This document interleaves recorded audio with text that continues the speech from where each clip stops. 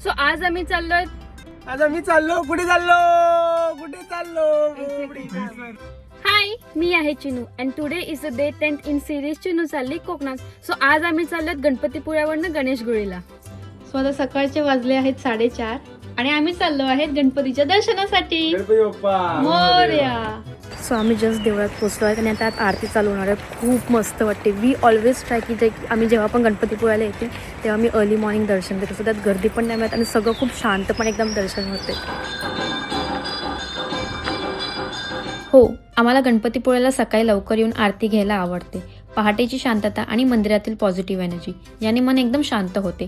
आणि मग केली प्रदक्षिणा. समुद्राच्या काठाने चालताना जो फील येतो ना, प्युअर पीस. दर्शन झाल्यावर आम्ही थेट गेलो बीचवर. सकाळचा बीच, फ्रेश हवा आणि लाटांचा आवाज. अशी सुरुवात असेल तर दिवस आपोआप परफेक्ट होतो. पुढचं स्टॉप रत्नदुर्ग शिवसृष्टी. रत्नागिरी शहरातील रत्नदुर्ग किल्ल्याच्या आवारात ही शिवसृष्टी आहे. इथे छत्रपती शिवाजी महाराजांचा 24 फुटाचा भव्य पुतळा उभारलेला आहे व इथे जलदुर्ग, शिवकालीन गाव व राजवाड्यांची प्रतिकृती आहे. मग आम्ही गेलो लोकमान्य टिळक बर्थप्लेस म्युझियमला. इथे रेकॉर्डिंग अलाउड नाही आहे, पण ऑनेस्टली हा एक्सपिरियन्स कॅमेरामध्ये नाही पण मनात कॅप्चर करायचा असतो. लोकमान्य टिळकांचे आयुष्य, त्यांचं संघर्ष, त्यांचं कॉन्ट्रीब्युशन खूप इन्स्पायरिंग आहे.